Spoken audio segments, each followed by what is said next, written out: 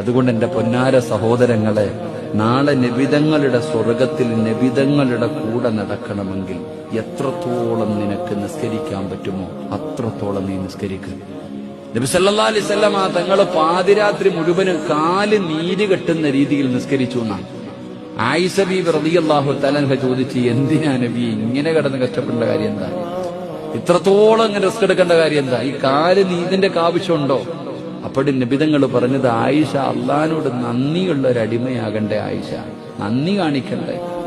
അള്ളാഹു നമ്മളെയൊക്കെ നന്ദിയുള്ള അടിമകളിൽ അള്ളാഹു പെടുത്തുമാറാകട്ടെ.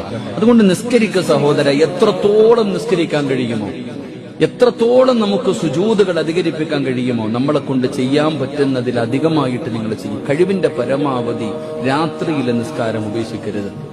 ഒരു 2 റക്അത്ത് നിസ്കാരം. 5 വഖത്ത് ഇന്നലെ 5 വഖത്ത് നിസ്കരിച്ചവരൊക്കെ ഒന്ന് കൈവക്കിക്കേ. എല്ലാരും നിസ്കരിച്ചിട്ടുണ്ടോ? ഒന്ന് കൈവക്കറോ? ഇന്നലെ 5 വഖത്ത് നിസ്കരിച്ചവരൊക്കെ അൽഹംദുലില്ലാഹ്, അല്ലാഹു നിലനിർത്തി തരുമാറാകട്ടെ. ആമീൻ പറ. ഇന്നലെ തഹജ്ജുദ് നിസ്കരിച്ചവരൊക്കെ ഒന്ന് കൈവക്കിക്കേ. എനിക്കറിയാം, വേണ്ട, എനിക്ക് നാണം കെടാൻ വയ്യ. അതാ ഞാൻ പറഞ്ഞ, ഈ 5 നേരം നിസ്കരിച്ച നമ്മൾ എത്ര പേരാ തഹജ്ജുദ് നിസ്കരിച്ചിട്ടുണ്ടാവുക? അത് 5 നേരം പള്ളിയിൽ വന്ന് നിസ്കരിക്കാൻ എല്ലാവർക്കും പറ്റും. ആ രാത്രിയിലെ 2 റക്അത്ത് നിസ്കരിക്കാൻ എല്ലാവർക്കും പറ്റില്ല എന്ന് നബിയുനാ റസൂലുള്ളാഹി